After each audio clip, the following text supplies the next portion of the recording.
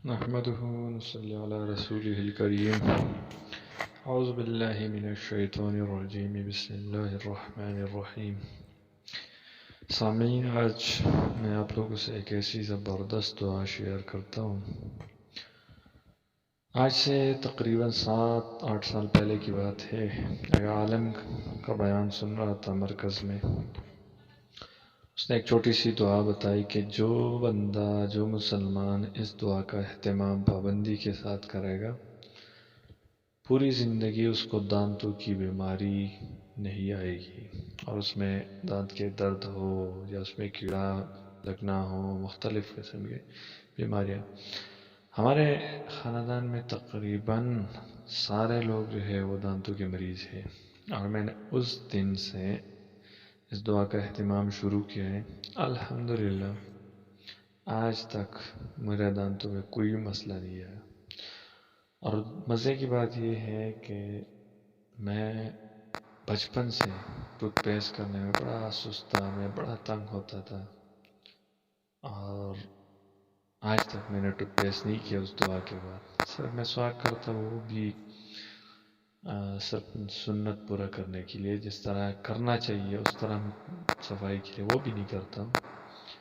پھر بھی الحمدللہ ثم الحمدللہ آج تک میرے دانت میں کبھی درد زندگی میں نہیں آئی، اور نہ کہیں دانتوں کا کوئی اور مسئلہ، کوئی اور بیماری آئی ہے. وہ دعا چھوٹی سی ہے، آپ لوگ اس پہ عمل کریں یقین کے ساتھ.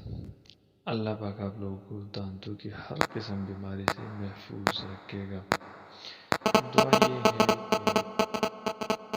کہ جب کوئی مسلمان کو چینک آتی ہے، وہ چینکتا ہے، تو چینکنے کے بعد الحمدللہ کہنا سنت ہے. لیکن الحمدللہ رب العالمین علی کل حال جو بھی بندہ پڑھے گا، اس کو ساری زندگی دانتوں کی کسی قسم کی بیماری نہیں آئے گی. پھر سے میں آپ کو بتاتا ہوں کہ جو بندہ چینکتا ہے، چینکنے کے بعد الحمدللہ کہنا سنت ہے، اور اس کے جواب میں جو اس کے الحمدللہ سنے گا، وہ اس کے جواب میں یرحمک اللہ پڑھے گا. لیکن جو بندہ چینکتے اور چینکنے کے بعد الحمدللہ رب العالمین علی کل حال یہ دعا پڑھے گا ہر چینکنے کے بعد، اس کو کبھی زندگی میں دانتوں کی بیماری نہیں آئے گی. تو دوستو، یہ دعا آپ لوگ بھی خود اس پر عمل کریں، دوسرے مسلمانوں کے ساتھ بھی شیئر کریں، اور مجھے اپنی دعاؤں میں یاد رکھے گا. جزاک